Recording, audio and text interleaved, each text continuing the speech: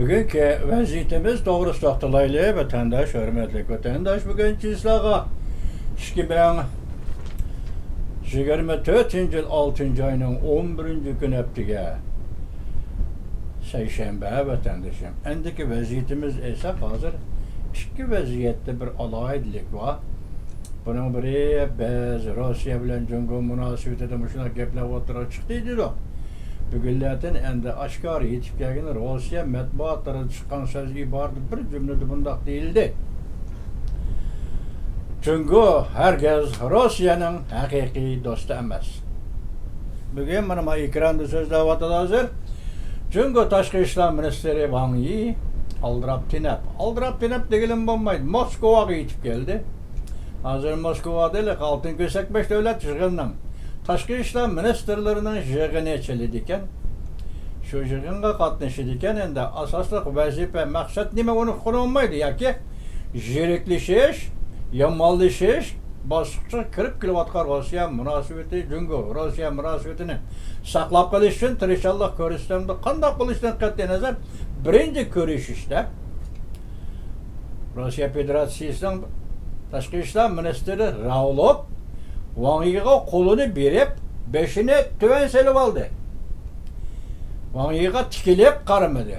Külüp qaraş bu yak dursun tikilip mi qaramadı. Didarığı mı qaramadı.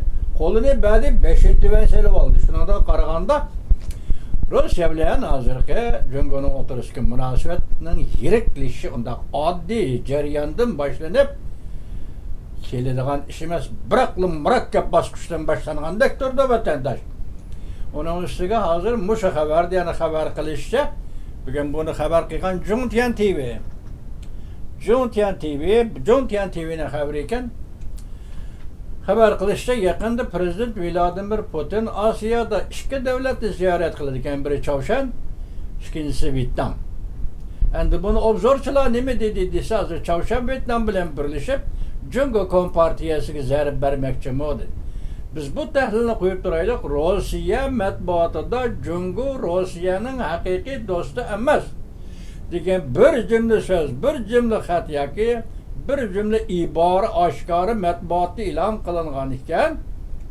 Demak, Rusya Cumhur munosabatining bundan keyingi taraqqiyotini ashundan ko'rib olsak bo'ladi. O'tirdi bo'ladi, yaxshini ishdan bo'lishi mumkin emas. Bu münasebet var, o ansırı yirikleşidiğinde Rusya Cumhur münasebeti. Aşına turdu o vatandaş. Anda birinci haber o.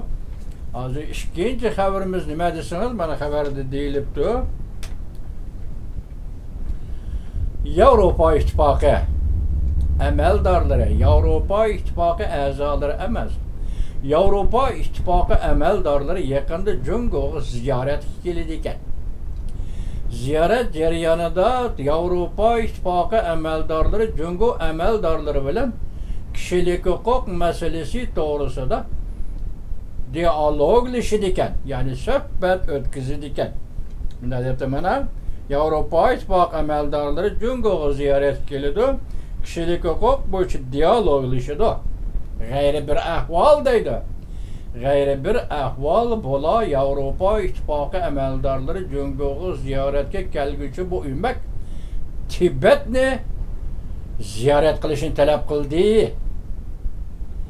Demek bu yerde talep kılış sen halamsan, halamamsan Cumhur Kompartiyası biz sen bilen bu kadın Beijing'de kişilik hukuk diyalogu ötküzüdikemiz çokum biz Tibetni ziyaret kılımız. Bunun için de hem talep hem bunun için de mecburlaş bulup duruvatıda vatandaş. Çokum barınız Tibetni ziyaret kılımız. Bu Juntian TV 6. ayının 11. günü yotab. Bu şunda bir haber geldi. Endi Rusya'nı ziyaret kıldı da kutuğudu vatandaş. Hazır Cumhur'da yerlik hakimiyetlerge düşürülgen vazife devlet bexatarligini kapolatga ega qilishni yerlikdan boshlash. Yoki devlet bexatarligi hazır devletning siyosiy turmushi, siyosiy hayotidan aytganda Cumhur Kompartiyasining nazarida ciddi bir holat. Yani bu ciddi holat neymiş ki ciddiylik şurada bu doğru. Bu çok bir haber yok. Hazır 7. ayda açıldığı 3. umumi yığın meselesi var vatandaş. Umum yığından burun bu ciddileşiyordu. Umum yığında zaten nemene karar kıldı. Bunun özü bir meseledek durdu. Nurgun obzorçular karar aladı, unda kıldı, bunda kıldı deyişiyordu ki pakt yok. Bu 7. ayda açıldığı 2. 3. umum yığından aldığı Cumhur Kompartiyası muşa derece ciddileşip hazır devlet amallığı degenine yerlik hakimiyetinin koluğu tapşırgan gibi vatandaşlar. Yerlik hakimiyetinin koluğu tapşırgan gibi. Anda yana bir haberde manda krizisqa çonqur patkan Xi Jinping yakından beri o'ttirg'i chiqargan belgilemeler mavzuli haber 6. ayının 10. günü Venbi orbiti ilan kılındı. Bunundaki nemi degen gap ekan? Devlet mulazimleri. Mesela devlet hizmetçileri deb atalgan adamlar. Yani şundaqla odatdagi fuqarolarni hozir qo'lingdagi pasportning hammasini topshirishing kerak. Devlet mulazimleri amaldorlarına chat elga chiqishi ruxsat yo'q. Hatta devlet ichida u yoq qatirab, bu yoq qatirab aloqa munosabat o'rnatishi ruxsat yo'q. Agar shunda aloqada bo'ladigan bo'lsa iltimos qilish. Bizning amaldorlari quvvat tunigan Şinjan Uyghur Abdunum rayonu mustamlika Uyg'uristonda qo'ygan o'tir qo'ygan siyosatni, qo'llangan siyosatni bugun Xitoy hukumatı bütün mamlakatga kengaytiryapti. O'zining amaldorlariga o'zi ishonmayapti. Xi Jinping atrofidagi amaldorlarga o'zi ishonmayapti hozir. Ahvol mushu darajada bo'lganda belgileme ustiga belgileme. Masalan bu 2. ayda maxfiyatli qonun e'lon qilibmiz. Yakın ma'qullabdimiz. Aş maxfiyatlik, munosabatlik kadr amaldorlar bir-biri bilan paranglashishga ruxsat yo'q. Qaysi darajaga yetgan gap bu banda vatandosh. Çünkü onun vaziyeti qaysi darajaga yetgan gap. Anda shunda xabardaşına ko'rsatildi. Ülkelerge topshirildi. Siyosiy vaziyat tinchlandirish vazifasi ülkedagi hukumatlar va sekretarlarning qo'liga majbur. Demek ki onun işki vaziyeti muşu dep qarab turamiz endi. Ondan başka bir türlü Rusya dedik, Ukrayna dedik. Hazır qaraganda bugungi xabarda Rusya Ukraynaning Xarkov shahri atrofidagi hujumdan chekinib Xarkovni tashlab chiqdi. Ya Xarkovning asosiy Uchanetsk degan bu shaharni yoki bu qishloqni Ukrayna armiyasi egallab oldi. Rusya çekindi. Kaçandan başlap arlıqda biz 2-3 gün oldu. G'arb dünyası qo'lingdagi qurolni, G'arb dünyası bergan qurolni sen Rusya'nın ichki qismiga hujum qilishga ishlatsan bo'ladi degan. Shundaq buyruq yoki shundaq yo'l qo'yish o'ttirg'i chiqqan ekanlar. Biz shunigin dedik vatandoshlar Ukrayna armiyasi jonlanib ketdi. Men yaqinda degandim Xarkov zoti kimdan qo'lida? Hozir mana bugun isbotlandiki Rusya'nın askeri qismlarini chekindirib Ukrayna armiyasi Xarkovni qo'liga oldi vatandosh. Buyurish. Anda yana bu xabar deyilishga nima deyildi? Hozir Ukrayna armiyasi shiddatli holda Rusya'nın ichki qismidagi nishonlarga mayli aeroport, mayli harbiy nishonlar, mayli harbiy aslahalar, musha aslahalarga harbiy nishonlarga qarshi hujum qilishga boshladi deydi vatandosh. Bu Ukraynaning ishi. Aradagi Rossiyada yana bir ko'rilayotgan ish bugungi yangi tartib bo'yicha, yangi xabar bo'yicha Rossiya armiyasining oldingi hisobda jang qilayotgan jangchilarining arqisab ta'minot yo'li uzilib qoldi deydi. Üzülüp kaldı. Şu sebepten hozir oldingi hisobda jang qilayotgan Rossiya askarlari toshqon tutib, toshqon qo'g'lab jon boqishga majbur bo'ldi deydi. Demek bu iqtisoddagi kamchilikdan yetishmaganlikmi va yoki embargo siyosatining ta'sir ko'rsatganligidanmi va yoki vaqtincha urush maydoniga yemak-ichmak yetkazilmaganlikdanmi bu tarafini bilgili bo'lmaydi. Oldingi hisobni ta'minlash, orqa hisob ta'minot yo'li Ukrayna urushida Rossiya armiyalari kesildi bu yo'l. Bu ta'minot yo'li bilan ta'minlab ketilmadi deydi vatandosh. Bugungi xabarlarimiz, tahlilimiz ana shu yerda. Ondan bu orliqda yana shuni esingizga solib qo'yaylikki, bugun Yevropa Ittifoqi Tibetga cho'qim ziyoratga boramiz degan talabni qo'yishdan avval bu 7-kuni masalan Qırğızistan, Xitay, Özbekistan taş yolunu işqi kiriştirish to'g'risida kelishimga imzo qo'ydi.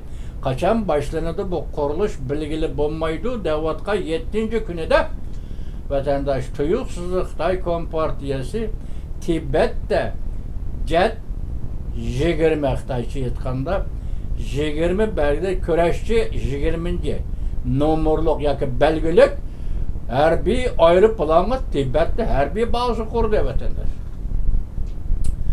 Tibet'te harbiy baza kurdu. Bunu seliştirip görüyorum. Hazır günde Tibet'ni Uyguristan'da sen başta biz tüm gün dedik ki Birleşken Devletler Teşkilatı Cungu bir kanun layığı tapşırdı.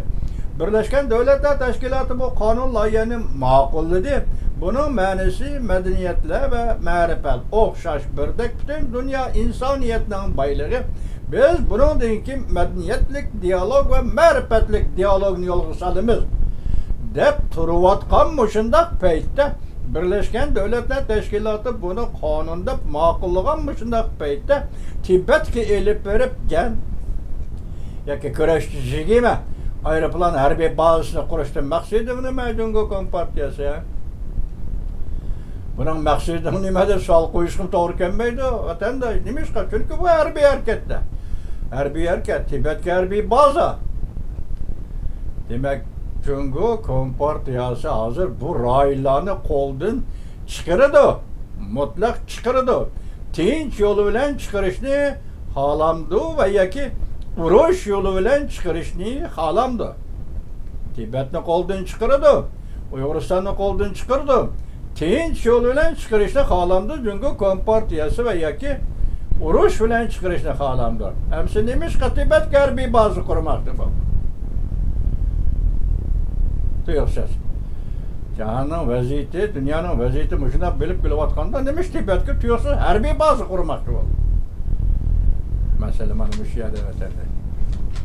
Bugünkü vaziyetimiz müşüne bu vaziyette gevdilik işkenelse Vangi'nin Moskva'ya yetip gelişi Moskva Kreml hükümeteki yalvarış için mi veya ki Allah zadılıkın tüketiş için mi? Bunun neticesini ötegen görürüz. İkincisi Avrupa İttifakı'nın Cumhuriyet'e gelip kişilik hukuk boyunca diyaloglaşışı ve diyaloglaşış gelen Tibet'ni ziyaret kılışı, talep kılışı. Yani Uygurlar işte ötkanda bu tasadüf bir şey emez vatandaş. Çünkü bugün Tibet kelgen bolsa hak hem doğru. Çünkü 2022 yılı 5. ayının 23. günü Prezident Joe Biden Asya'nı ziyaret kılıp Tokyo'ya düşkende Birleşken Devletler Teşkilatı'nın Kişilik Hukuk Komitesi'nin valisi Barçelet Hanım Ürümçi'ye düştü vatandaş. Müşünde buladı. İşte müşünde nöbetleşidi, müşünde kilidi, birinin kaynından biri kildi. Bugünkü silahı sözleydiğim vaziyetimiz.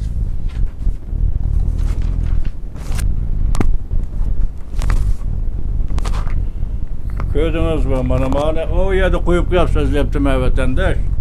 Geçirinler vatandaş. Avaz çıktı mı çıkmadan bilmedim abi. Ya mani çıktı ben nimen olsun abi.